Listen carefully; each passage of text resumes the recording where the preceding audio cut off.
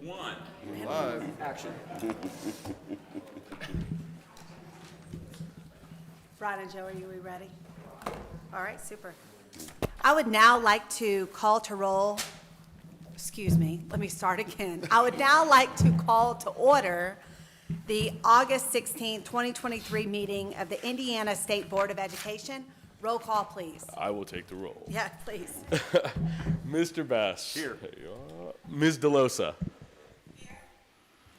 Mr. Durham. Present. Dr. Ernest. Present. Mr. Gastineau. Here. Ms. Hamill. I see ya. Oh no, not on there. Not on there. Mr. Mapes. Here. Ms. Moat. Here. Ms. Rensselaer. Here. Mr. Watts. Here. Dr. Jenner. Here. You have a quorum. Let's please stand for the Pledge of Allegiance. I pledge allegiance To the flag of the United States of America, and to the republic for which it stands, one nation, under God, indivisible, with liberty and justice for all. And did we upgrade chairs? Is that? That's We did. We Okay. noticed the same thing. We noticed the same thing. Yeah. Is there a motion to approve the agenda? So moved. Second. With a motion and a second, any discussion? Seeing none, all in favor? Aye. Opposed? Agenda carries. Is there a motion to approve the minutes from July 12th, 2023 meeting? So moved. Second. With a motion and a second, any discussion? Seeing none, all in favor? Aye. Opposed? Motion carries. Well, thank you, as always, to the audience members who come. It's always nice as a board to look out and see folks in the audience, so we appreciate you being here, and of course for those who are joining online. Since we last met, many of our schools are open throughout our state. Of course, in Indiana, we start opening schools in late July, and then the bulk of our schools have opened the past couple of weeks, with then some additional schools starting in the next couple of weeks. So we wish our schools the very best year. In advance, we thank all of our educators, parents and families, everyone for prepping their students to be ready, prepping their classrooms to be ready for a great school year ahead. A few announcements I'd like to share with the board and the public. Last week, we announced the expansion of Indiana Learns, which provides eligible parents and families. So families are free reduced lunch. Students, families who may have children who didn't pass the iLearn and ELA and math, but it allows up to $1,000 for high dosage tutoring beyond what the school is providing, but sometimes it is actually delivered by a highly qualified teacher in that school. So the exciting part is we initially had launched that for 4th and 5th graders. After seeing the iLearn data that recently came out in July for the state, we saw a significant need, especially in our middle school grades in English, language arts. So that is now expanded to be any student who takes iLearn. If they do not pass English, language arts, or math in our free reduced lunch, that parent family is eligible for high dosage tutoring money. We have many districts throughout our state, all school types who've partnered in this initiative, and just appreciate everybody leaning in. It's going to take all of us in order to maximize our student learning. Second thing is, last week we also announced our top 25 Indiana Teachers of the Year. That's a massive accomplishment for a teacher, considering we have over 63,000 teachers in our state. The top 10 is coming very, very soon. And of course, the top candidate will be announced in the fall, which will go on and compete nationwide. Another really exciting and interesting opportunity that we just launched is an opportunity for school corporations and schools to apply to be a part of a cohort looking at how we might use artificial intelligence for the good. So there are several different companies out there. I think at this point, since it's competitive, I'm not able to say vendor names. I want to. But there are some really strong vendors out there who've put some monetary commitment around how we might use AI to increase high dosage tutoring and also reduce teacher workload. So I hope that we have quite a few school corporations who consider applying for that cohort. And from there, we'll want to know honestly, how's it going from our students and our teachers. We do have one school up north. I may invite them actually to come in a future meeting. One school up north was a pilot for Khan Academy, or not, excuse me, not Khan Academy, Conmigo.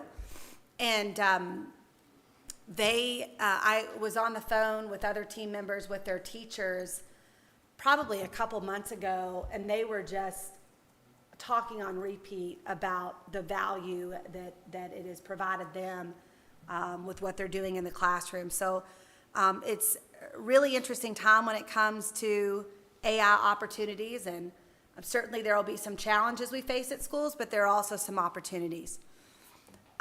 Next thing I'd want to share with the board, and of course all the board members are invited, and quite a few audience members are as well, many people across the state. We'll have our second ever Educational Excellence Awards Gala. This is basically the Oscars of education. This year we actually, it's a black tie event, but this year we actually do have a red carpet, new feature. But schools, some of our top schools across the state will, and I'm talking across the state from the Indiana Dunes to the Ohio River and in between, it's schools all over will be recognized. We also, for the first time, will be recognizing some teachers with a monetary gift, I will say. And monetary gift is not from the state of Indiana. We're not allowed legally to do that. But we have some private philanthropies donating money to celebrate teachers. Whereas last year we celebrated teachers, but this year we're coming with some funding, some money for them. So very, very exciting. That is Friday, September 8th.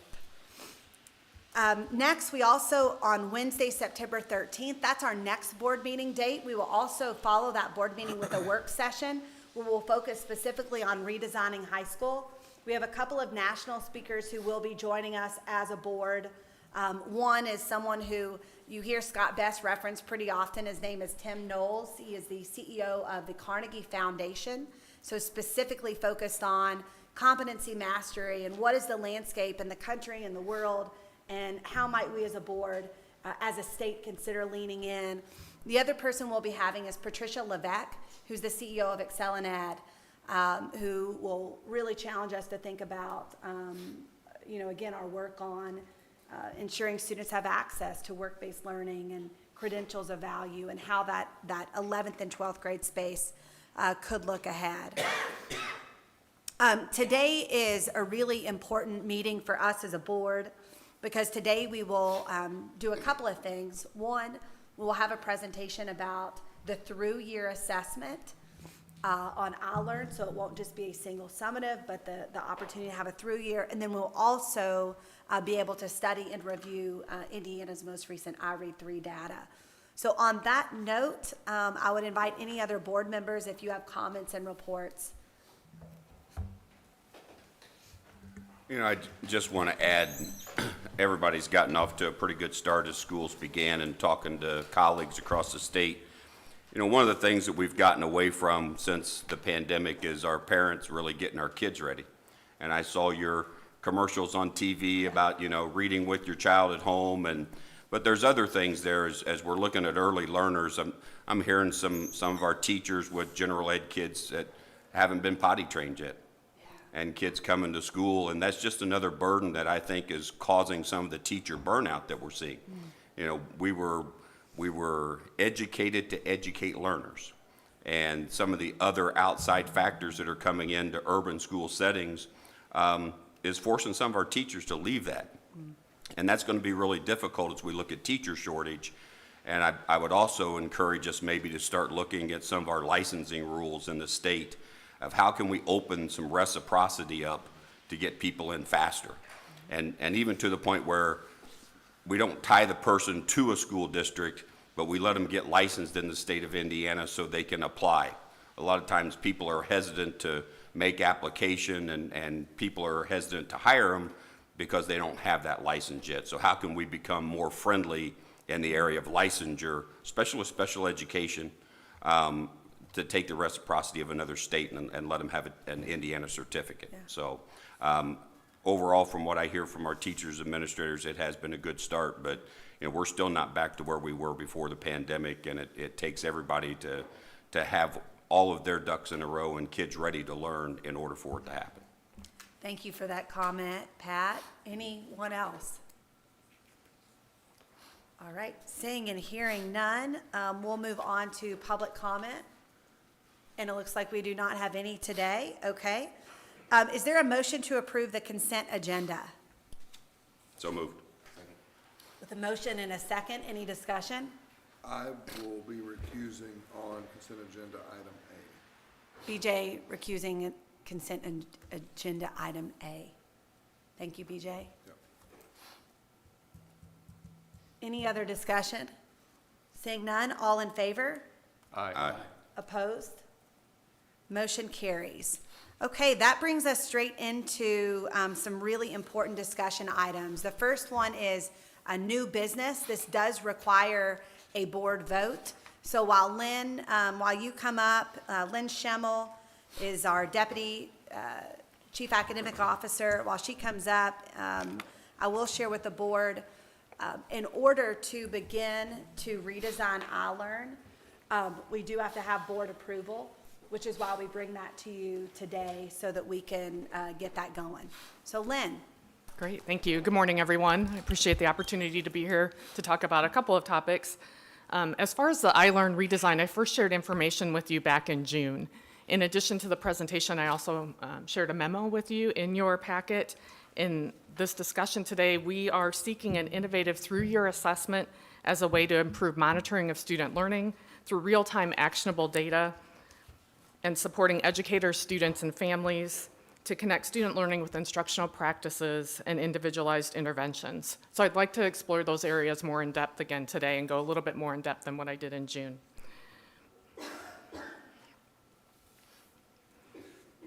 So as you'll remember, there were 3 parts to the Indiana Code. A key skills and traits post-secondary study that occurred last fall, the streamlining and prioritization of the Indiana academic standards, which were approved in June, and now the realignment of iLearn, which is to take place by March of 2025. As we think about the redesign and the realignment of iLearn, it's given us the opportunity to reflect on what's been happening with innovation and assessments. In Indiana and across other states, enhancements to accessibility tools, universal design and accommodations, and protocols have been implemented. I shared in June that we've made great strides in almost every student in the state of Indiana had an adaptive test last year based on some of those accessibility tool changes that we had, which fine-tunes and gives teachers and families that data that they need to know what students know and what they can do. Technology's been incorporated from mode of testing to universal tools, to item types, and to functionality. But until recently, the overall test design itself, with an end-of-year summative, has not evolved as the other areas have. So why is this important? Why make changes to iLearn? Obviously, continuous improvement has to be at the center of everything we do, focused on student, teacher, and family needs, their experiences. Currently, assessments are in a state of change, with legislation, streamlined standards, and other vendor updates. Legislation brought academic standard streamlining and the request for assessment redesign and realignment. As we redesign the assessment, we need to be thoughtful about other requirements and uses of test scores to ensure those aspects are incorporated and not an add-on for educators. These requirements may sometimes expose external threats, so we want to maintain our test security and integrity to ensure that we have valid and reliable test administrations. As I shared in June, Indiana is not alone in this work. There are currently 13 states that are in various stages of through-year implementation. There are predominantly two types of models that are being implemented. The first is the same blueprint, and what that means is that students are tested multiple times throughout the year with the same test blueprint. So they are being tested on standards that they've not yet had the opportunity to learn, and then looking at how that growth changes throughout the year. Some states are using unit modules. So for example, once geometry is taught or measurement and data is taught, then they're given some type of an interim to see students' mastery. Ours is different though. Ours is the only one that's based on the scope and sequence of our Indiana schools and the curriculum maps that teachers and administrators have put together. We did this through a survey asking educators about their learning progressions within their schools. We got an 80% response rate, and that's what's helped to build our test blueprints, which I'll go into more today.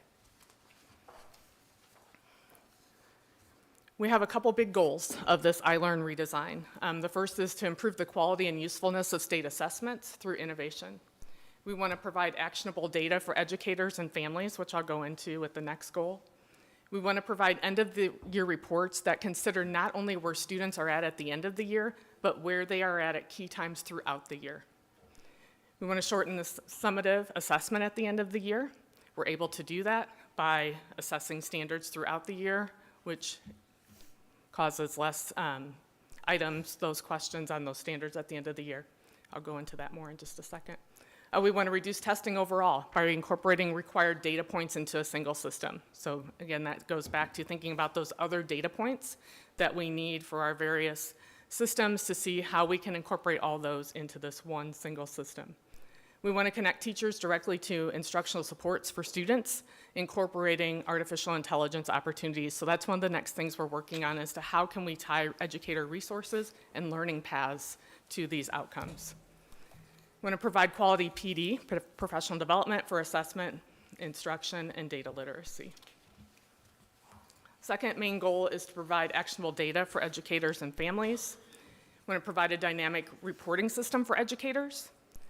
We want to highlight learning progressions at the time of learning, so mastery of students of those standards where they're at that time of learning. We want to provide a family portal explaining the results and connecting families directly to relevant support materials. These checkpoints in the summative will be 100% aligned to our Indiana academic standards. We will also have a prediction built in throughout the year to know if students are on track to be proficient at the end of the year. We want to provide year-round information for instructional response, and then promote relaxed testing and additional learning experiences through a second opportunity for assessment, which I'll explain in a second. So I showed this design the last time I talked to you. I've expanded it a little bit, and I'll go into more details based on some of the questions that you asked me during that presentation. So again, this model has been built on input directly from Indiana's educators. We want flexible scheduling based on the learning progression of standards. So that's that survey that I mentioned. We sent that out in April, almost an 80% response rate, asking where the standards fall within the scope and sequence in their curriculum maps. After we brought that information back, we put together some draft test blueprints. We went out to educator committees. They reviewed and revised. We then worked with our vendor and our psychometricians.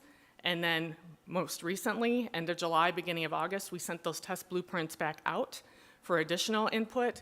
And so some of that input I'll highlight today. Our new three-year model would consist of 3 checkpoints and a shortened summative at the end of the school year. Each checkpoint is roughly a 9-week window. The middle checkpoint, checkpoint number 2, we're going to expand to 10 weeks. And again, this was based on our most recent public input. While we had the 9 weeks in there, not counting the breaks, teachers told us sometimes there's other disruptions that are going on during that winter time frame, so they'd appreciate an extra week. Each checkpoint would have 4 to 7 standards, roughly 20 to 25 items. So we're once we finalize the test blueprints, then we can give you that exact number, but that's where we're at right now, working with our psychometricians. And then the shortened summative would be 30 to 35 items. Again, these checkpoints are only for math and English language arts. The checkpoints and summatives will be computer adaptive. When we do our pilot next year, It would be a fixed form for the checkpoints, but then moving forward, those would become computer adaptive, just like our summative. Our science and social studies remain summative only.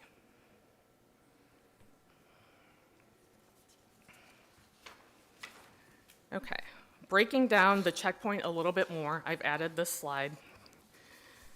So, first of all, each checkpoint will provide the overall performance for each student to know if a student is mastering the Indiana academic standards, they're on track, or at risk for that set of Indiana academic standards that are being assessed at that time. Each checkpoint consists of 2 to 3 subdomains.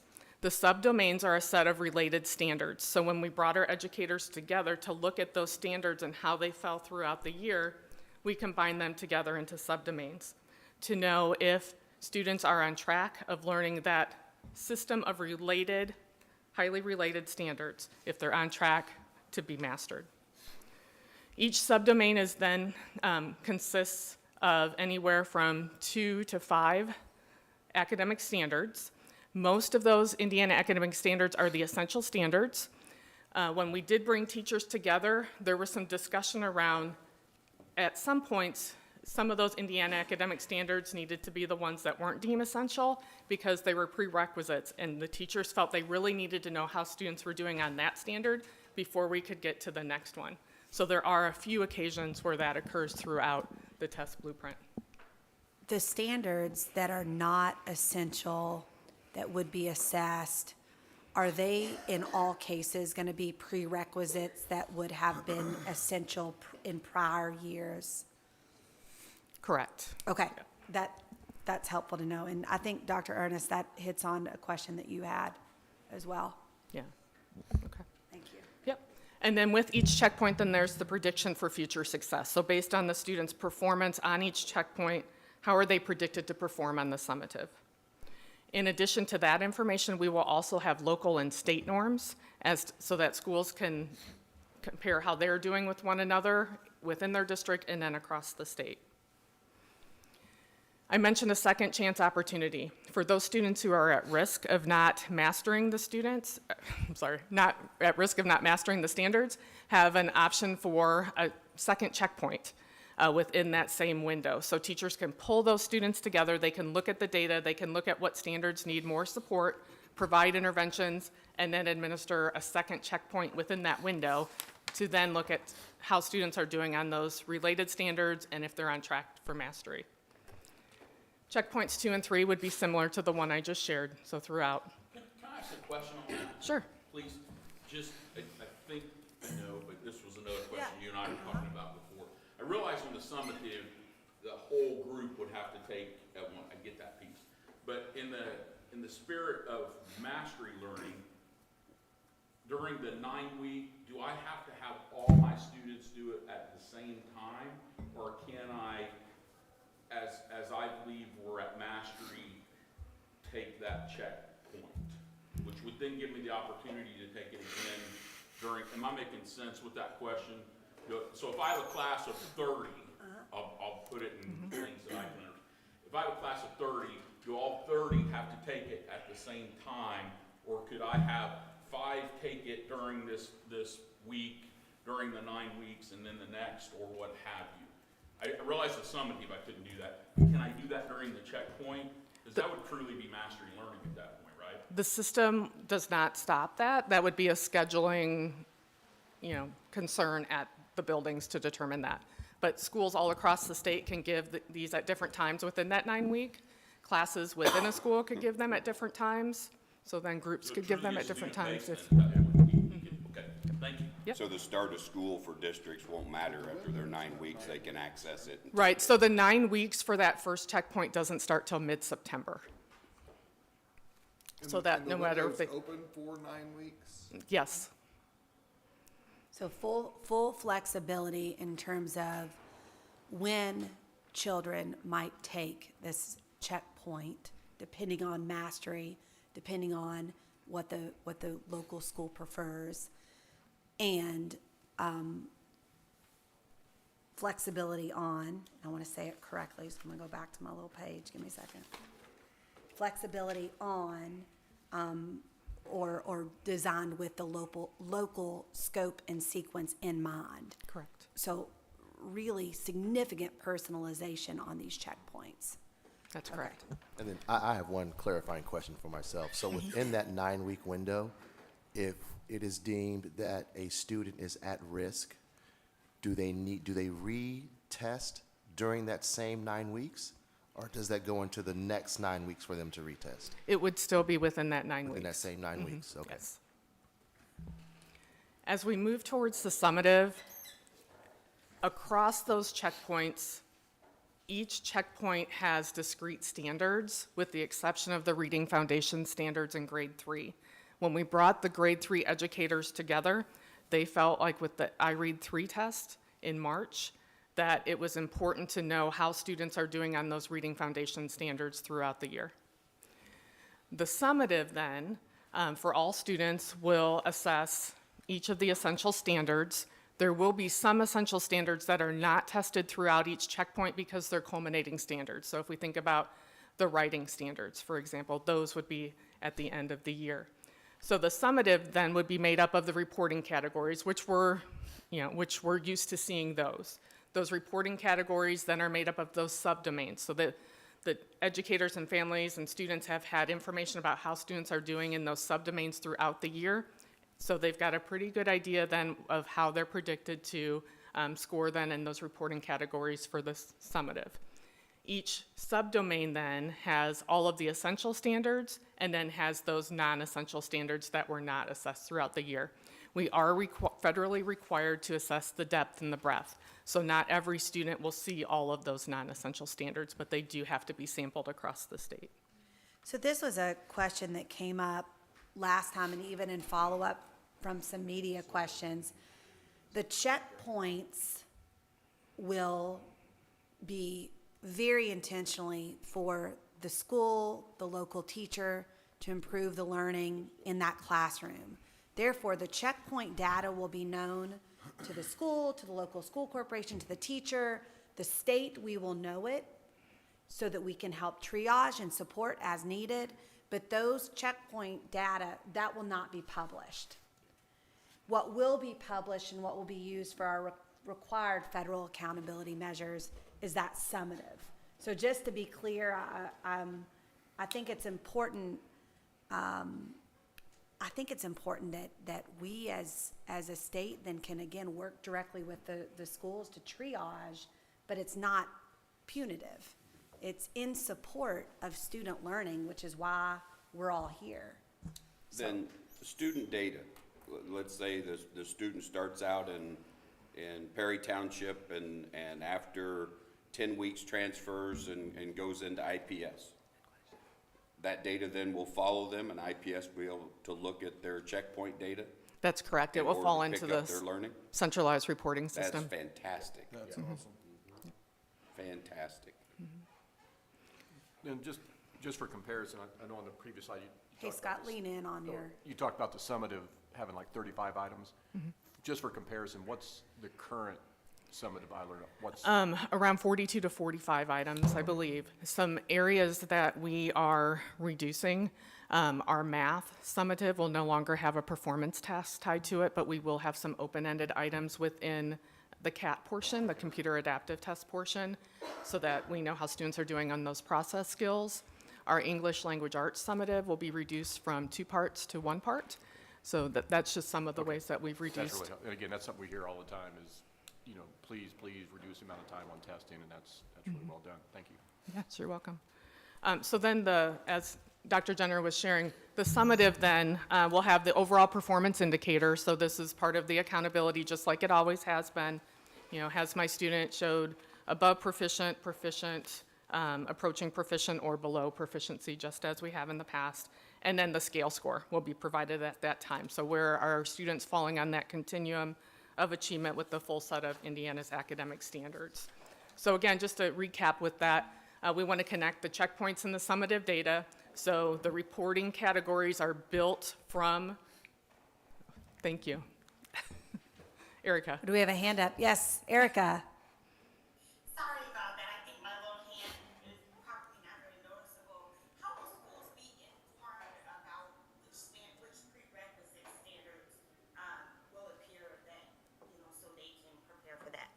All of that information will be on the test blueprints. Thank you for the question, Erica. Byron, if you could keep your eye on that screen, that'd be helpful. Thank you. Thank you very much. So we're connecting those checkpoints with the summative through informing and predicting throughout the year, improving our resources for educators and families, again, tying directly to the standards, and then working to support those existing needs and uses such as grouping students together for interventions in small groups. And then also, for example, with the norms throughout the year, that helps to support our high ability identification process. Our implementation timeline, this current school year in 2023-2024, all iLearn summatives except science reflect the 2020 Indiana academic standards. The iLearn Science Summative, based on the NGSS standards, will reflect those new standards this spring and winter for biology. In 2024-2025, then, we will be looking for schools to pilot the checkpoints. So we will begin putting together information late fall and then begin working with schools that want to participate in January. But that pilot opportunity then for those checkpoints will reflect the 2023 Indiana academic standards. And again, that's an opt-in. And Lynn, for those schools, we're already getting pinged on when schools can sign up to be a pilot for the checkpoint. Approximately when will we as a department release that information on how schools can sign up? Yeah, so we're looking at releasing information in November and then beginning that sign up in January. November of this year, we will Correct. release information. We will begin sign up in January. Is there a limit to a number of schools, or we have, similar to what we've done in the past, a target number, and then we can add additional beyond? We do have a target number, Yes. but we will add additional beyond. Okay. So that we can get all of the various demographics involved. We want schools to come and help us pilot this new system, provide us feedback on the system itself, the reporting system, the professional development opportunities. There'll be some responsibilities within that pilot, which we'll share. Okay, thank you. In 24-25, the pilot will be the standards reduction based test. 25-26, it will be everyone. That's is true. on every- Yeah. That's correct. And I think that's part of like the research progression and the, before we land the plane, we're gonna make some improvements to make sure we get it right. Correct. Yep. And so then as far as the summative in the spring of 2025, we will reflect the 2023 Indiana academic standards to the extent possible. And so once we get everything in place for this current spring's testing, then we'll begin putting that information together and get information out to schools as far as which 2020 Indiana academic standards would still be included. And then in 2025, 2026, then we would have all checkpoints and the shortened summative operational for all schools to participate in. And again, science and social studies remain summative only. Are we ever gonna look at, throughout the year testing for science and social studies, or is, I'm not encouraging that now, please no, I'm just saying, is that something we're gonna? If I can just challenge us as a state, really in both of those areas, I think we have an opportunity to look more creatively on how we assess science. There's a lot of R&D going in the assessment space right now, but you think about science and social studies, right now we have select A, B, C, D on a test, whereas often science is application-based. Often social studies, where we're hearing a lot right now, is in the area of civics, some of which is select A, B, C, D on a test, some of which is more applied. So I think there's opportunity in the future for innovation in those spaces, and we're certainly tapped into national conversations around that too. I thought social studies for 10 years, I had to ask the question. Okay. As for the formative assessment grant funds, if the funds are available, we will continue to have the same process through 2025, 2026 to support our grades K through 10 students in math and ELA, and then as well as the dyslexia screening assessments in kindergarten through grade 2. Beginning then in 26, 27, and beyond, that formative assessment grant, again, depending on funding available, would support more of the grade K through 2 students, and then 9 and 10, again, in math and ELA, as well as those dyslexia screeners. And then we would encourage schools to rethink how they are supporting those tested grades 3 through 8, based on the new system and which students need that additional monitoring and support. Can I ask a question on that too? Do you have any aspirations for, because one, I love this, right? And I love the predictive piece. It takes us back to like 2010, 11, when we had that company that we're not supposed to mention. And now it's, I mean, not supposed to mention because of companies. But, and I love that predictive value, love what you all have done. Have you all thought about, you talked K2 and 9, 10 and that would become something that would be something we would do as a state, so it truly is to our standards, to the things that we do, that it's Indiana's and not some other vendor?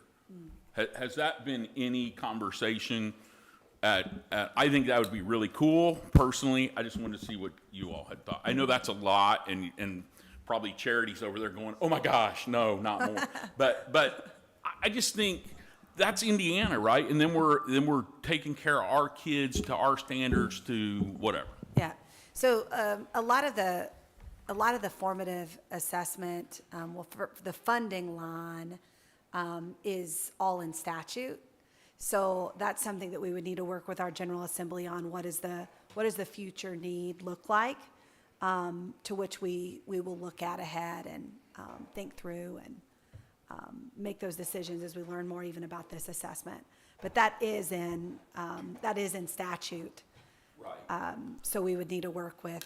I see our House Ed Chair out there right now looking at me. Yeah. Well, and would we also look at whether or not we, for federal requirement, test between grades 9 and 12, would we just go to a 9th grade test because the career pathways and things we want to do with internships and redesign the diploma, do we move that test up and maybe change and not use an SAT but use something else in that process? I think that's all part of that conversation as we look at this, because the diploma design and the grade levels that we decide to measure could also change during that time.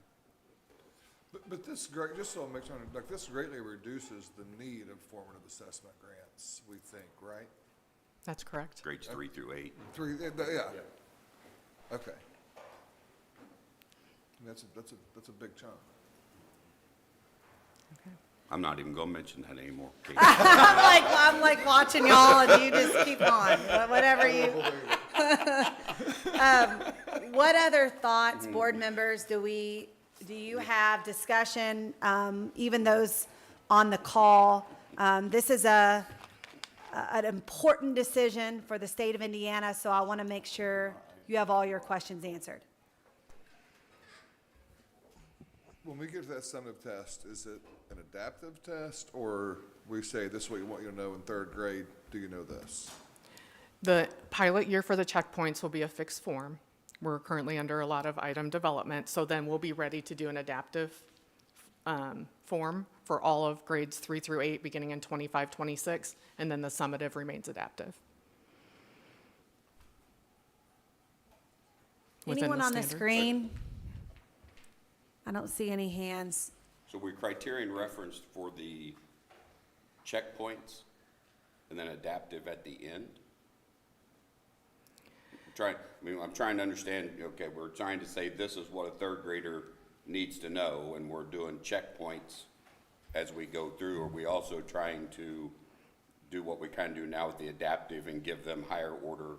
Correct, questions within the as they go? standard Within the standard. that are being assessed, yes. So, Within the same grade level standard? correct, depths of knowledge, cognitive complexity within the standard, yeah. Okay. My bad, I misunderstood that. So I don't want to limit discussion if there is more, but this will require a board vote. So I will ask someone to make the motion for, to approve that the Department of Education can begin the build-out and implementation of a through-year assessment for Indiana. Move to approve what you just said. Okay, we have a motion to approve Second. and a second. Motion and a second. Any other discussion? All in favor? Aye. I'm going to give those on the screen, otherwise we're going to have to do a roll call. I'm looking at Chad. Chad, let's roll call it since we have, thank you. Stay tuned, those on the screen. And before I do this, if I could, a reminder to pull your mics up when you're speaking. I think there's folks watching online that are having some difficulty hearing, so that would be a Got big it. help. Thank you. Roll call. Mr. Bess. Aye. Ms. DeLosa. Yes. Mr. Durham. Yes. Dr. Ernest. Yes. Mr. Gastineau. Yes. Ms. Hamill, still, oh, yep, you are here. Yep. Excellent, Yes. thank you. Mr. Mapes. Yes. Ms. Moat. Yes. Ms. Rentschler. Yes. Mr. Watts. Yes. Dr. Jenner. Yes. 11-0, thank you. Motion carries. Thank you very much. So now we'll shift to discussion. The conclusion of the board meeting today, of course, we will lift the embargo for the iRead results. So we'll have Lynn Schemmel and I believe is Carrie Polkmeek, our Director of the Literacy, is going to join at some point as well. And then we'll introduce some guests that we have as well. So. Great, thank you. So Carrie and I are here to talk about the iRead 3 results and the various literacy initiatives that we have going on to support this effort. As we look at the results today, we're reviewing the raw data for grade 3 students, which is represented by the number of students who have passed in either the spring administration or in the retest in the summer. So the retest in the summer could be those students who were absent during the spring assessment, or it's truly a retest opportunity. Grade 2 students who participated voluntarily at those schools who opted in, their data is represented the following school year. So this year's data is the first year that we have grade 2 data in it from last year. So we'll talk a little bit about that. And then students who were granted a good cause exemption after the spring assessment, just to make sure that there's an understanding that those students, their scores are still represented as a did not pass within the data.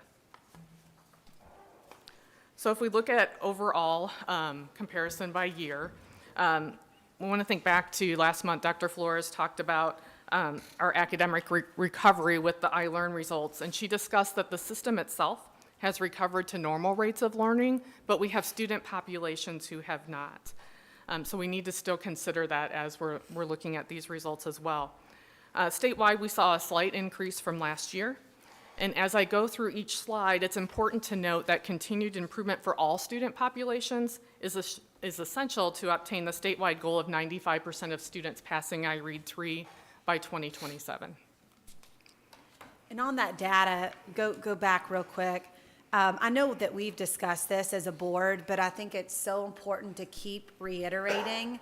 Often our country and world is talking about the COVID-19 impact on learning. The reality, when you look at the data, our highest passing point of the iRead 3 assessment was a decade ago in our state.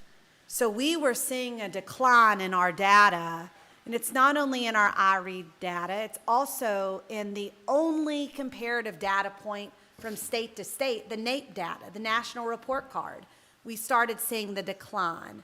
And I think it's key for us to acknowledge, for schools to acknowledge, as we urgently have to overcome this. So 81.9% of Indiana's grade 3 students passed iRead 3, demonstrating proficiency in foundational reading skills through grade 3 based on those Indiana academic standards. This is a 0.3 percentage point increase from last year. Nearly 15,000 of our students did not pass. We continue to strongly encourage and emphasize for educators to review all of a student's data points, focus on those areas of growth needed during classroom instruction, implement interventions, and provide multiple retake opportunities before an automatic good cause exemption is granted to ensure that students do have those reading skills needed for success. And as a reminder, good cause exemptions can be granted for students with disabilities, English learners, and those students who have been retained 2 or more times. And many would say, well, that's an increase, but since we did a benchmarking after COVID, we've only increased 0.7% in total since that point. If we increase that small amount year over year, I'll let Scott Best do the math, it will be years and years and thousands of kids. So again, you're going to hear over and over the sense of urgency that we feel in supporting our schools, in supporting our parents and families who we need at the table with us, in order to make sure all kids can read. So we move forward and look at some of our various student populations and their results. This first breakdown shows ethnicity over the last 4 years. We're specifically targeting some of those student populations as we look at our data. So thinking about that, we did have our Black and our multiracial students had the highest percentage gains, while our Hispanic students did decline from last year. As far as socioeconomic status, our students who receive free or reduced price meals increased 0.8 percentage points, and our paid meal percentage increased back to the level of 2 years ago.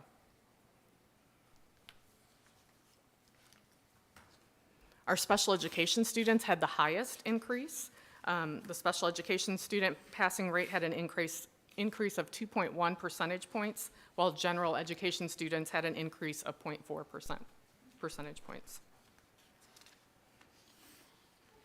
And lastly, our English learners saw an increase of 0.4 percentage points, while our non-English learners had an increase of 0.8 percentage points.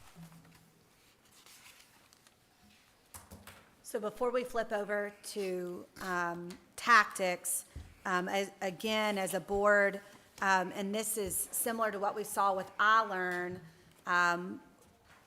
our Hispanic population continues to not catch up. So if you look at our EL population, it's only a 0.3% increase. So I think we have to acknowledge that and determine what supports can we provide to this student population because they have not shown improvement. I would much also add, kids need to come to school. I mean, I think if we look at attendance rates of some of those subgroups, that's part of our problem, and we got to get better at our parents making certain that our kids are present in the building. Not when they're ill, I mean, that's something different, but we got a lot of kids that just say, I don't want to go to school today, and nobody's making them go to school. And not being in front of a classroom teacher is detrimental to their learning. Good point.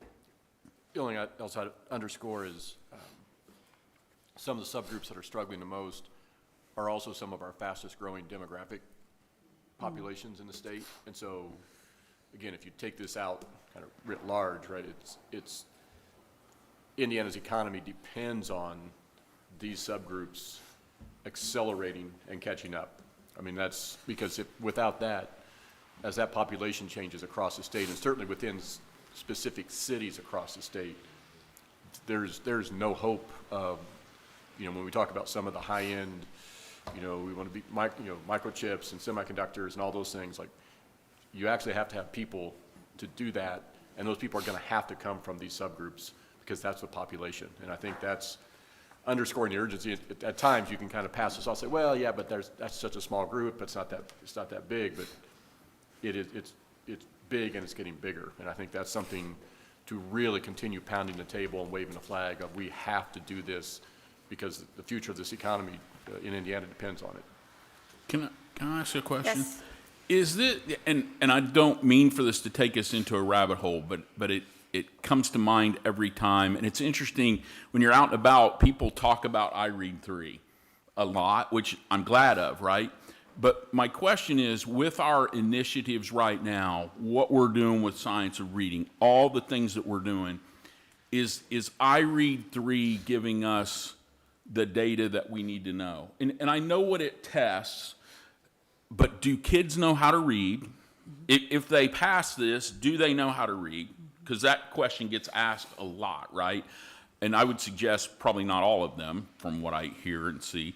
So I just would love to have a little bit of feedback on, and maybe you're not prepared to do that, but with where we're headed, since we're headed down some really good roads and doing some really good work, is this the right thing? This might not be the right time to ask it, but I'm going to go ahead and ask it because I think it needs to be discussed. And then Lynn, feel welcome to add on. This has been a significant discussion that we've had as a team. iRead 3 is foundational, right? If a child's not passing iRead 3, they are most certainly deeply struggling with reading. The other value that iRead 3 has, and we just approved a through-year assessment because that's better for our state, for our teachers. iRead 3 is the only longitudinal data point that we have in the academic space where we can see the progression, or in the case that I pointed out, our decline, that it wasn't just a COVID thing, that it has been a decline. Lynn, I would ask you if you have anything else to add. The only other thing I'll just add is that we will be undergoing a science of reading alignment study with iRead 3 this fall. That's a great point. Thank you for the question. Katie Mode, I see your hand up. Awesome, trying to navigate, take your hand down, unmute. Reflecting on it, and maybe this could be a conversation for a future board meeting, or maybe materials that could be shared with us, because I'm sure there's lots on it. But just listening to Mr. Bess and Pat's points, I'd like to better understand sort of what is the comprehensive strategy beyond the additional touch points that are being discussed here to address some of those root cause challenges that we're all talking about. So we know kids need support, going back to the conversation we had about the Boys and Girls Club conversation and the Mind Trust work, to continue to have students engaging with these critical topics out of school, in school. So we know that's important. We know that, figuring out attendance is important. This may be a wild idea, but what is our partnership like with the Indiana Prosecuting Attorneys Council, with the Judicial Qualifications Committee and others that, those are policies that local judges would have to be able to help enforce in collaboration with probation departments, to try to have, a carrot and a stick approach with parents, and alternative school options, and sort of like all of those other pieces. And then this AI question is interesting as well. Are there other, what is the constellation of intrusive measures that we can take both in school, out of school, and leveraging technology to change this and move this forward? And maybe that's part of reimagining high school discussion or something else. But I think unless we have something like that, and then we're paying attention to what levers have outsized impact on results, this will probably stay the same for all of the different complexities of factors that have been raised by various colleagues today. So Katie, I think you hit on a number of great points. Since attendance has come up multiple times, I'll hit on that point. On our Indiana GPS, which of course shows all schools from early learning through K-12 to post K-12 outcomes, we're reporting attendance in a different way than we ever have, because statistically what we saw is students who attend school 95% or more, which in a 180-day year is only missing 11 days, which I say only missing 11 days. As a parent who sends my kids to go to school, that feels like a lot of days to miss. But if 94% is really where it statistically matters, if kids are at school and how they're performing, I think we have to lean in on that attendance conversation. We've been in discussions with the Principals Association about that concern as well. I think, Katie, you bring up an interesting point about the Indiana Prosecuting Council. Please don't take this as I'm going to call them tomorrow, but take this as right now in Indiana, it depends on county to county and the appetite of the local prosecutor. And we have many schools with partnerships there, but again, it varies. So I think that's a really interesting idea. I appreciate it. And I would say to any of our board, any of our general public, it has to be an all hands on deck approach. Schools cannot do this alone. We're going to do everything we can, everything in our power to make sure kids can read. But we need everyone at the table helping us with this, helping us get kids to school, helping us provide the other out-of-school supports that may be needed. So thank you for that important point. Why don't we shift, Lynn, to, Erica. And then we'll shift to getting into some strategic tactics and supports. Erica. Yes, I'm wondering if it's possible for us to have access to that data as far as attendance goes. Like we said, 10 years ago, the scores were a lot better. Do we have access to that attendance data? I don't know if it was said and I missed it because I had a quick announcement going on in the building and it was hard for me to hear. But I think even just for the public to have that information, maybe that is significant and something that everyone needs to know. Yeah, so Erica, I think that's a good question. Let me see what our data team can pull. Let me see what our options are. And we certainly have discussed the importance of reviewing attendance data based on current data. But longitudinally, let me see what we can get to. Thank you for that question. Looks like, is that Iris? Iris? Yes. Yes, jump in, Iris. Just one thing as we're talking about this that comes to mind is equalizing access to transportation. I know in our program, we're not working with that many students, but even in a group of 45 locally, every year at least 10, parents lose their ability to transport their students to and from, their learning centers. And so when transportation is not equalized amongst charters and public and everything else, that becomes a real barrier for students. And we can't ignore the fact that there are options now for parents, and we need to make transportation not an issue, for students to get to where they need to be. Thank you, Iris. Okay, so looking at some of those strategic initiatives for literacy, I'll talk about the assessment one, and then Carrie can come up and talk about some of the others. This was our second year to allow grade 2 students to participate in iRead 3 for an early indicator of reading proficiency. So looking at last year's numbers versus this year's numbers, we had more than double the amount of students participate. We had almost 46,000 students participate this year and just over 20,000 last year. 45% of the grade 2 students passed the iRead 3 assessment this past spring, meaning they won't retest then in the spring of 2024. Breaking those numbers down a little bit more, giving you some more information about the schools and the students who took the test. 57% of our elementary schools participated. 59% of our public schools participated versus 38% of all elementary schools last year. Similar to last year, 62% of our students either passed or on track to pass iRead 3 the following year. This, again, was our first look at data from last year's grade 2 students as they participated this year in grade 3. 98% of the students who scored on track last year passed the assessment this year. And then 57% of the grade 2 students who were at risk last year passed this year, meaning that there was progress monitoring and various interventions that were taking place to ensure that students had mastered those foundational reading skills. I did want to share, because you asked me this last year about the students who participated. And as we, again, are talking about some of those student populations, we had almost 55% of our special education and English learners participated in this grade 2 administration. And then we have 60 to 61% of our Black, Hispanic, and free and reduced, those students who are on free and reduced price meals participate. So those numbers increased drastically from when I shared them with you last year. Great.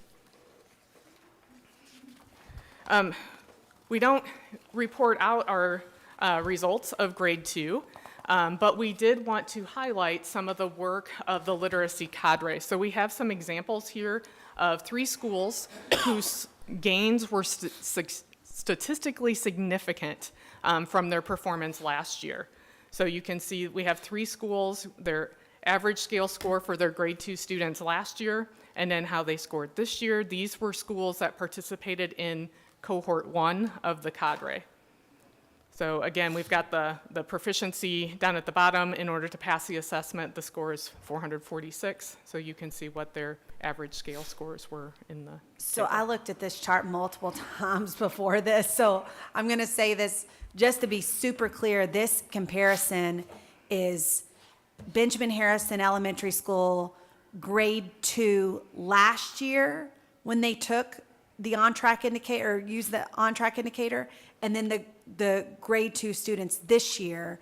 So these schools are all leaned into both tactics of offering second grade iRead 3 to get that on track, and in the Indiana literacy cadre, so their teachers are actively being supported with science of reading best practice strategies. So again, wanted that comparison to be clear. The other thing, just to give you a sense, is there's a key down at the bottom that shows if a student is between 405 and 445 as a second grader, they're considered on track, and anything above, anything 446 or above is considered a pass. So you can see how the elementary schools shot up in different ways based on leaning into both tactics. We're following all of that data so closely, you all, to determine return on investment, to determine how is it going, how can we continue to provide supports that will best support our schools and our students. And just to, on that slide, just to highlight, I'm pretty sure, I know where Lowell is. Benjamin Harrison and Liberty Park, what communities, what school districts are they from? Benjamin, you want me to tell you? Yeah, you were looking. Do you know right off? Benjamin Harrison is in, and this is off the top of my head, so somebody better fact check me right now. Benjamin Harrison Elementary School is in northwestern Indiana, I believe in Lake County. Fact check me, friends. School City of East Chicago, Lake County. Liberty Park Elementary and Low Elementary are right here in Marion County. I believe that's Warren Township. That's correct. Okay. Good. I just like to. Both urban. Yeah. All 3 urban, I'd like I to should celebrate say. doing that kind of good work, like really highlight which districts are really leaning in and doing the work. And this is a quick highlight. There are certainly other schools we could highlight across the state. We'll do a ton of highlighting at that gala on September 9th as well. And then, of course, that will be released to the media to further celebrate. Thank you, Lynn. Thank you very much. Can I ask one question? You don't have to come back up. Sure. I just want to plan. I mean, I see these gains, which are amazing. Do we know if those held true in subgroups also, that kind of gains?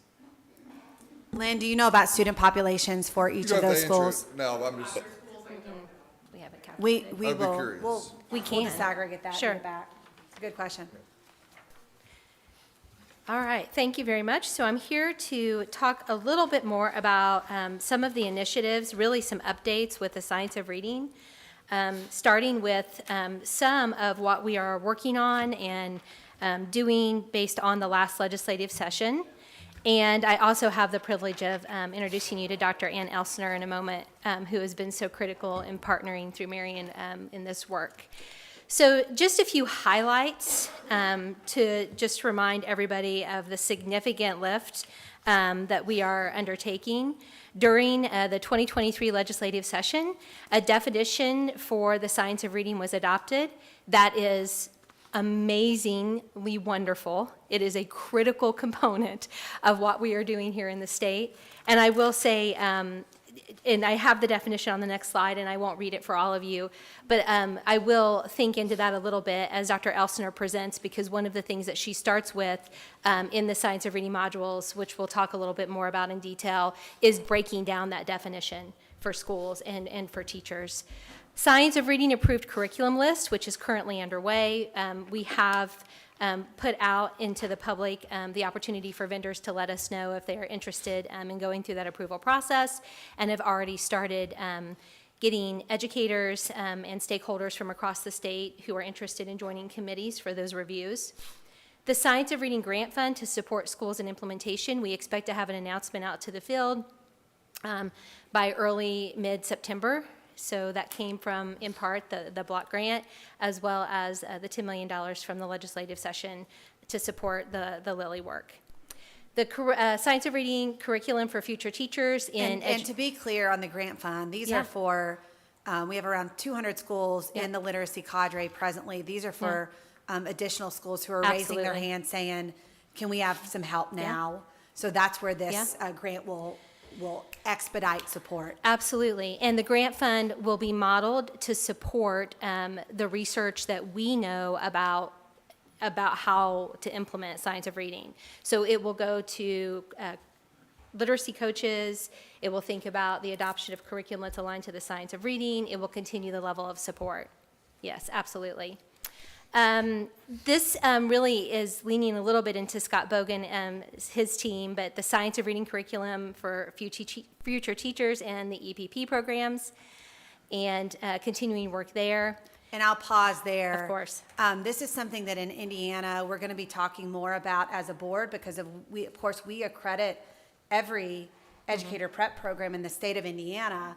NCTQ recently came out with a study where they reviewed educator prep programs across the nation and how they're performing in teaching teachers science of reading. Only 53 schools across our nation received an A+. One of those was in Indiana, Marian University, who we'll hear from shortly. We had a couple of other A's. We also had some F's and D's.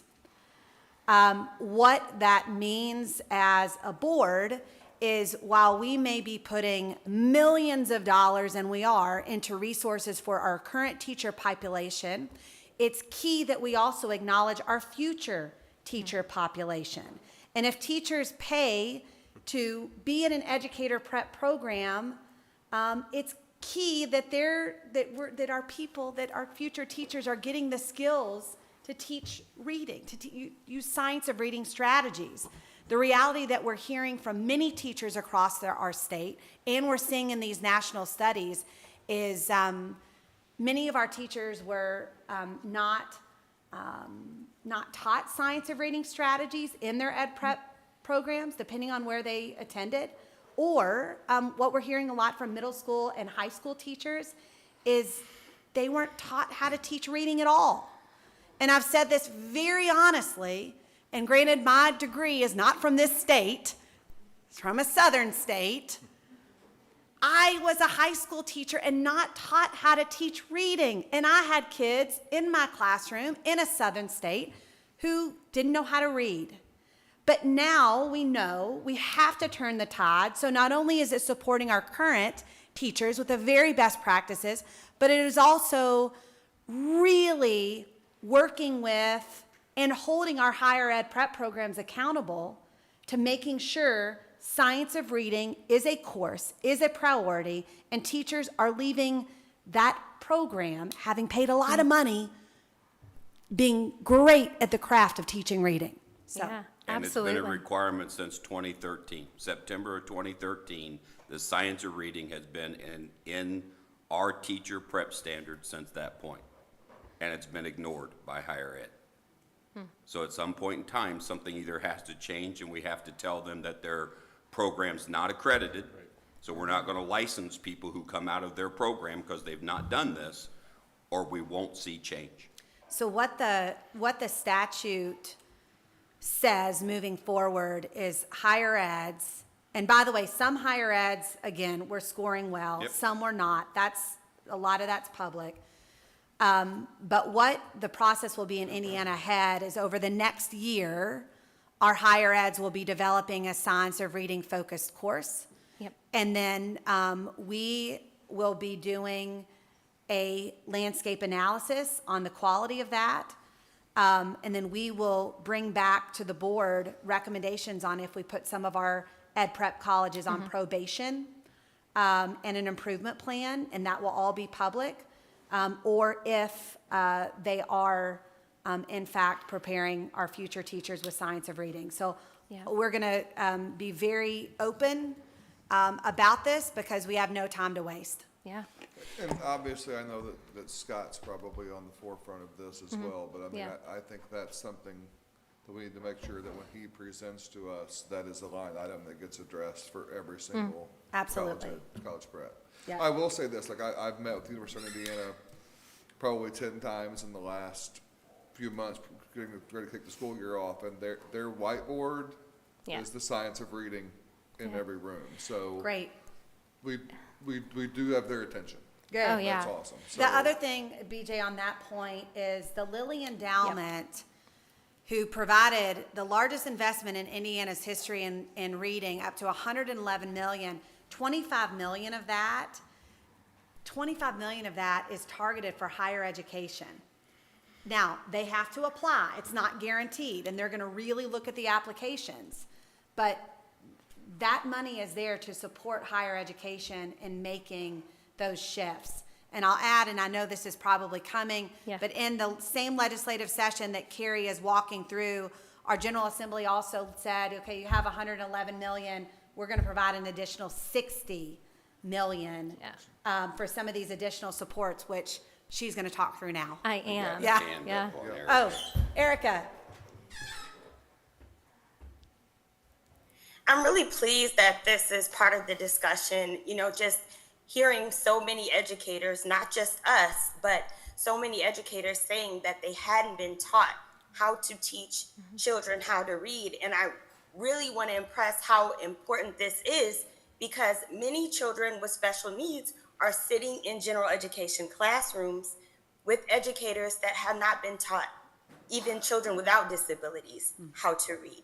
So it's so important, and I'm glad this is part of the discussion today, and that we're not going to let this fall through the cracks, but that we're really going to hold this standard and really make sure that this is really something that is addressed, because I think we'll see those outcomes that we're looking for, especially with students with special needs. We will see that they will begin to benefit from teachers being taught how to teach children how to read.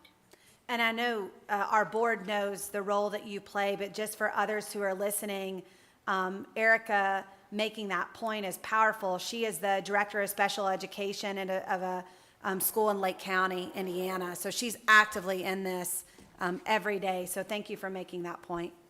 Okay, let's keep going down the legislative highlights. Yeah, Carrie. absolutely. Also working through the new literacy endorsement. So the Literacy Center team, along with the kindergarten readiness team, we're very close to finishing a scope of work which will allow for us to provide professional development, meeting the code that specifically has 80 hours, 40 in-person, 40 through online learning opportunities. And we think tentatively, we'll be able to announce in January that opportunity for educators. So they can take the PD and then they can get the literacy endorsement. And as Dr. Jenner mentioned, the money through that block grant will help us to not only provide the PD itself, a stipend, and then to pay for the licensing exam. So we're really excited to be able to offer that, hopefully very, very soon. Another item that we're working on and should be able to announce soon is the achievement grant to reward schools and teachers for improving students' foundational reading skills based on iRead scores during the last administration.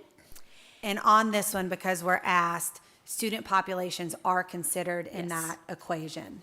And that money is really intentioned to go straight to teachers. Absolutely. And then literacy support plans for elementary schools with less than 70% iRead3 passage rates. And that was a result of the department's bill, HEA 1590. Okay. So as I mentioned earlier, not going to read this for you all, but just highlighting the significance of defining the science of reading in House Bill 1558 and the purposeful and deliberate use of using that definition to guide professional development and learning across the state of Indiana.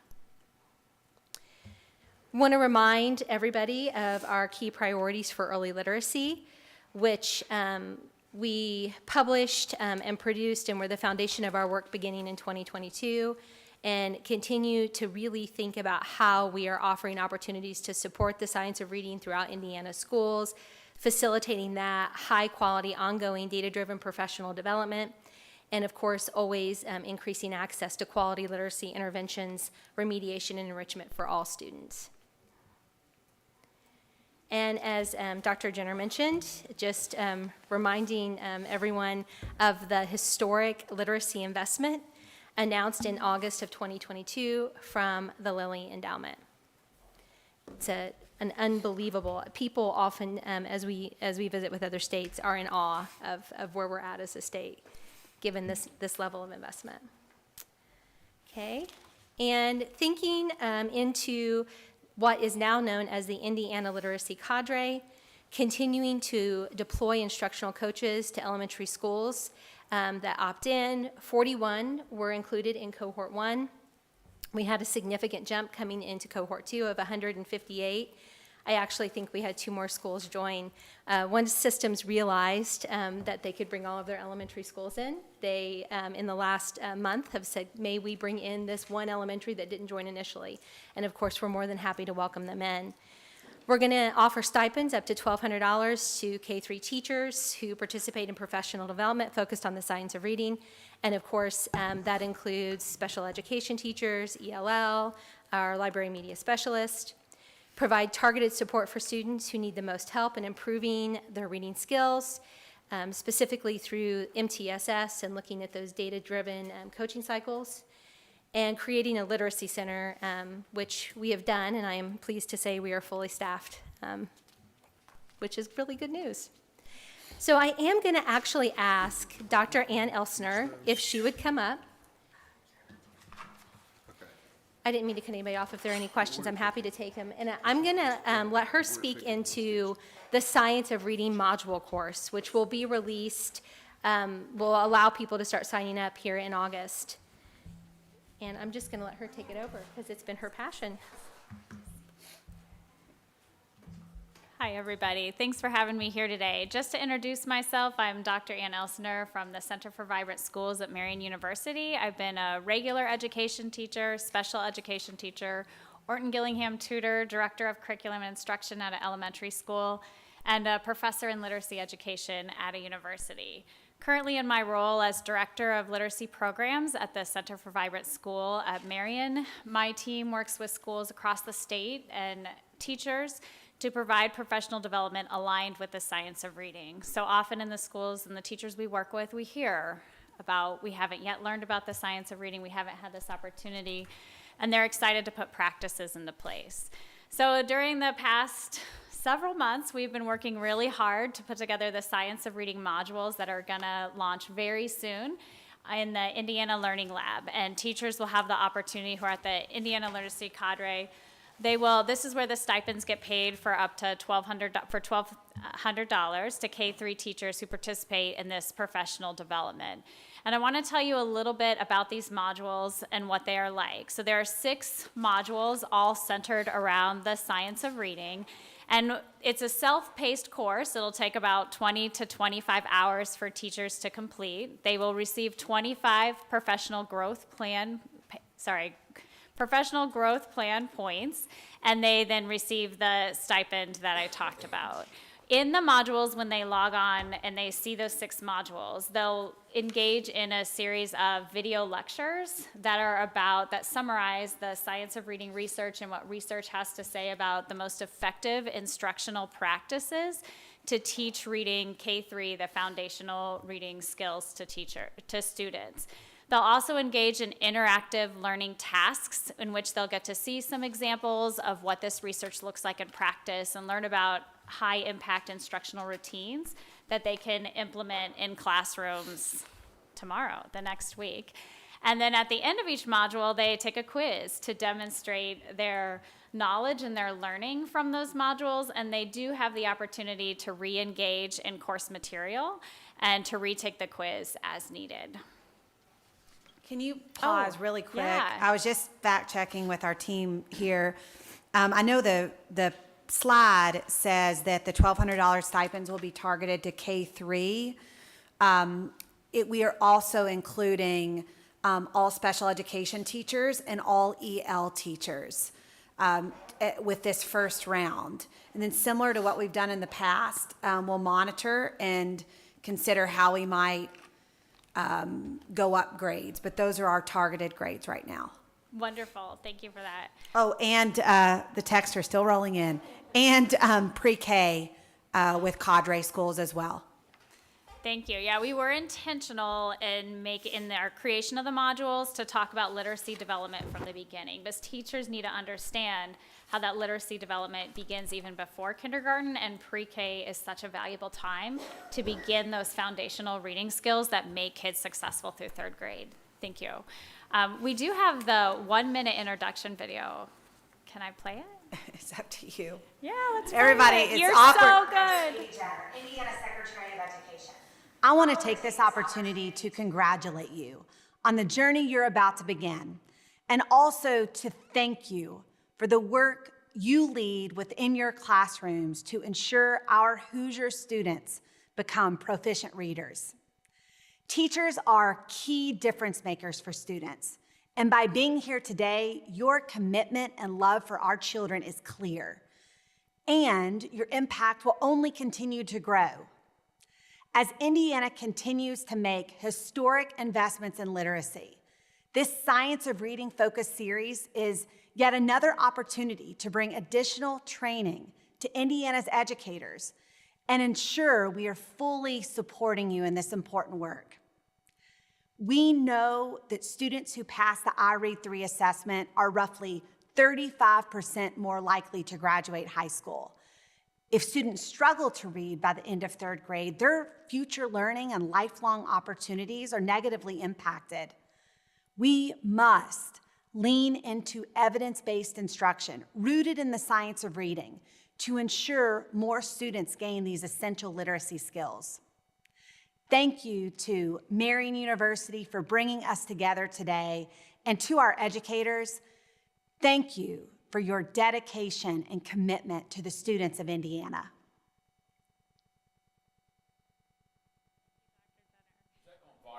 Oh my gosh, that's the first time I've seen it in full, I'll be honest with you. It will go viral. That is the first thing that the educators will see when they log on to the course. All right, so I just wanted to give a quick overview with just a few highlights into the modules.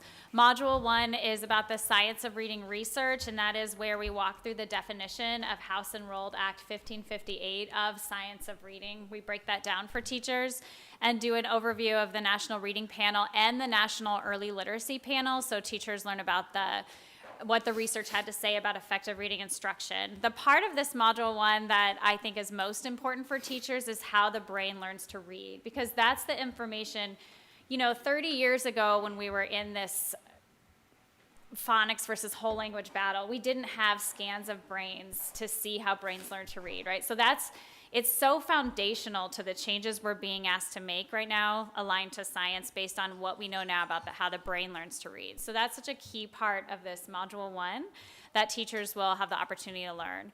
Module 2 and Module 3 are about phonological and phonemic awareness instruction and phonics instruction. So it walks through the progression of skills in these areas and how to teach and apply the alphabetic principle and word reading development to instruction in word reading. And one of the parts that I'm really excited about these modules is we've included video lectures on sounds and articulation and rules of the English language. So I don't know if you know this, but when to use the letter C or K or the pattern CK, there's rules for that, right? And the more teachers know, we know from research about the rules of the English language and how it works, the more effective they are at teaching it to their students. And I know I was a third-year teacher with a master's degree before I learned these rules through my Art and Gillingham training, and it changed the way I was able to see my readers and provide instruction. So we did include video lectures in there about the rules of the English language. And then Module 4 and Module 5 are about vocabulary and comprehension instruction. And in both of these modules, we really focus in on that language comprehension side of the Scarborough's reading rope, if you're familiar with that. So teachers learn the overview of the research in both of these areas and effective instructional practices. So for an example, one thing I'm really excited about is there's a section on syntax, which maybe teachers haven't yet had the opportunity to learn a lot about, but how to break down teaching comprehension at the sentence level, right? When we know better how English language is structured in syntax and we can understand a sentence, we can understand a whole text. So teachers will walk away with information and overview of the research in these areas and then effective instructional practices. And Module 6 is about assessment of foundational reading skills, where teachers have the opportunity to learn more about the difference between universal screeners, progress monitoring, and diagnostic assessments, which give us the opportunity to actually identify gaps students have in their learning. So we know which sounds, which letters, which patterns to address to move students forward most effectively in their reading. And that is the overview of the modules. Are there any questions for me about the modules? So Ann, a couple of things, and I'll open it up to the board for any other questions. First of all, this is considered a soft launch. We wanted to share it publicly with the board today based on our reading scores, because as a team here, we have been adamant from the start. We're not going to sit around and admire the problem. We're going to go after it with solutions. This will be launched very, very soon on the Indiana Learning Lab.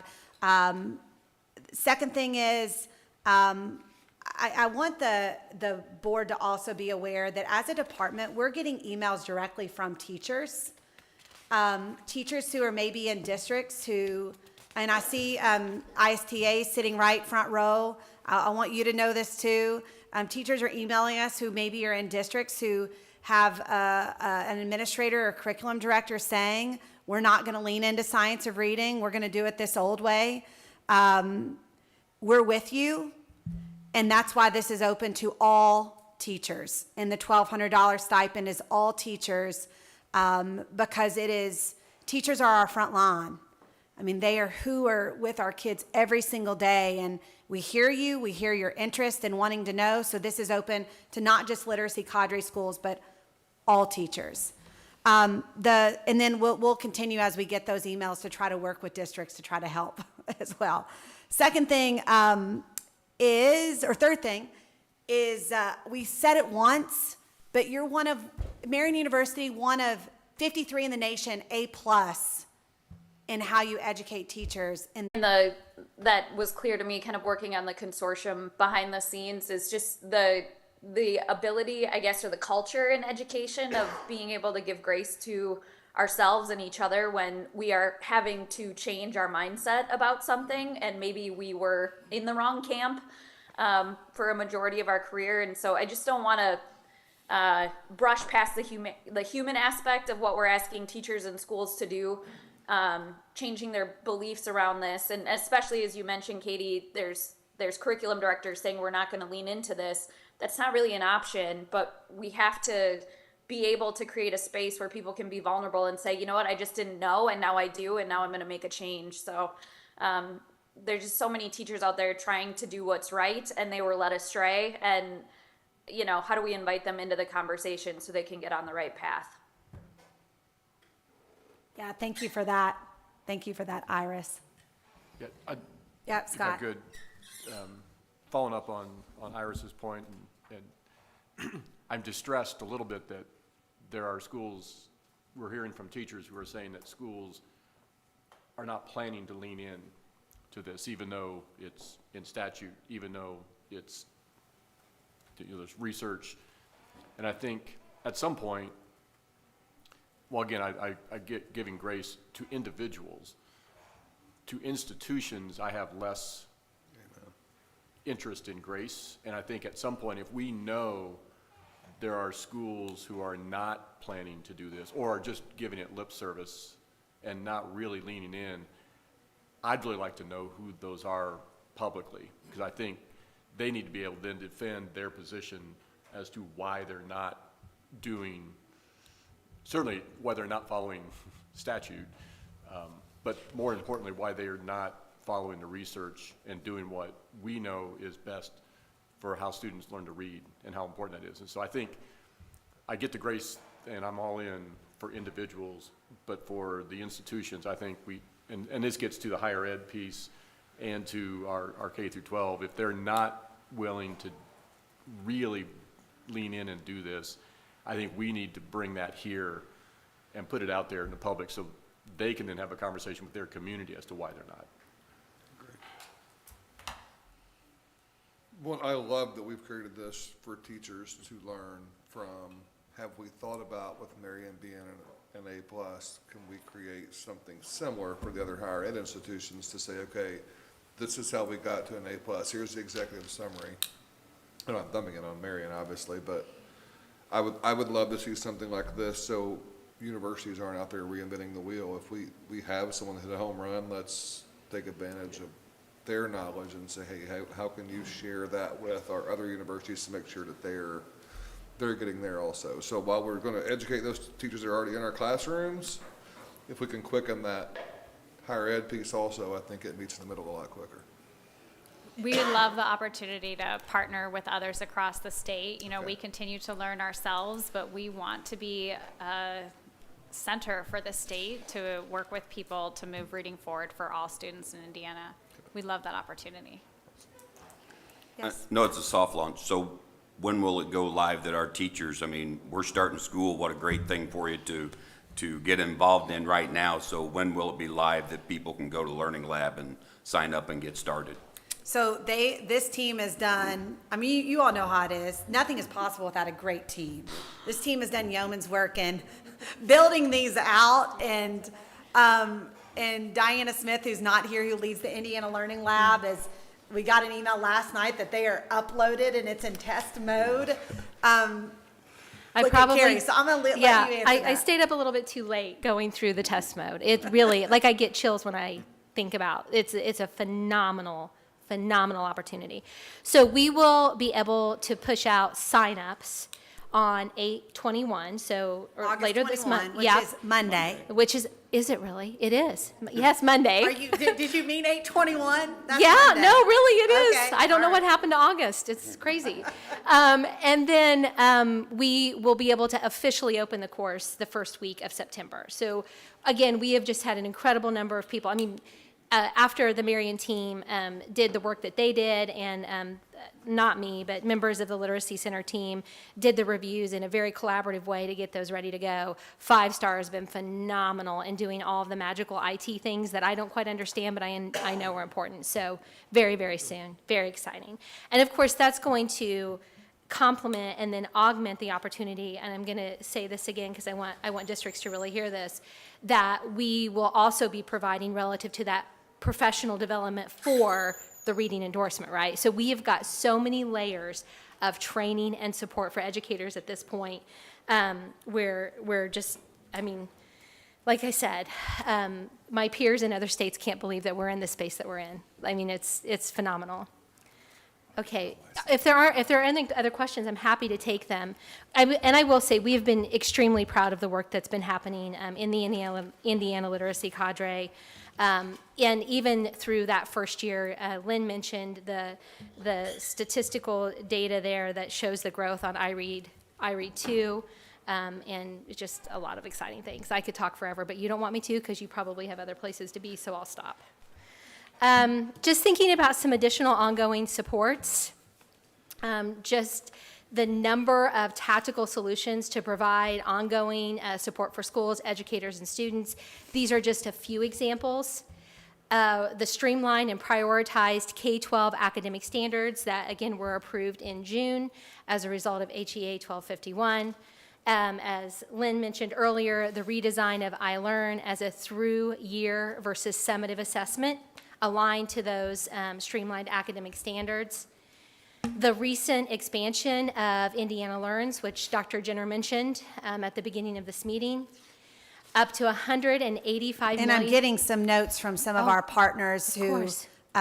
who absolutely deserve call-outs Yeah. as partners. This can't be done alone. Yeah. So as you go down the list, I'll call out Oh, a few partners. amazing. Indiana Learns, a big partner is the Mind Trust. They've really leaned in on this and set up a division. Okay, go to that next one. Up to 185 million in state-funded grants to help schools and community partners support accelerated learning for students. I believe we're in all 92 counties have community partners who are leaning in. We've highlighted before everyone from like the Boys and Girls Club to a number of other partners, The Indiana Graduates Prepare to Succeed dashboard. many stakeholders. The Indiana Learning Lab to provide educators and families with expanded online resources, literacy, STEM, and English language learners instruction.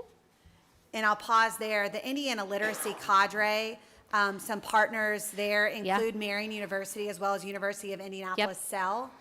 So both of them are partners in the Indiana Yeah. Literacy Cadre work, really important to Yeah, this. absolutely. SEL has done a phenomenal job in supporting that first cohort.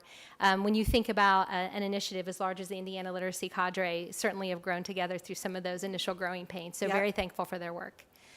The first of its kind partnership with Get Your Teach On, which is just super fun.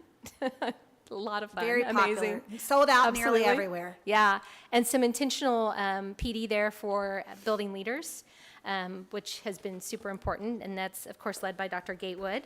And a partnership with the schoolhouse.world to remove some financial barriers and allow for some additional tutoring opportunities. And if you are a partner listening and we did not say your name, please let us know how you're working to move the needle, and we'll look at highlighting you in the future. I literally am getting pinged, which is good. Yeah. It's good that people want to be a part of the solution. We thank you for that. Thank you. Thank you. All right. Thank you, State Board of Ed members. Thank you for all of those in the audience today and online for joining us for this very, very important conversation. On that note, do we have a motion to adjourn? So moved. Second. With a motion and a second, all in favor? We are adjourned. Thank you very much.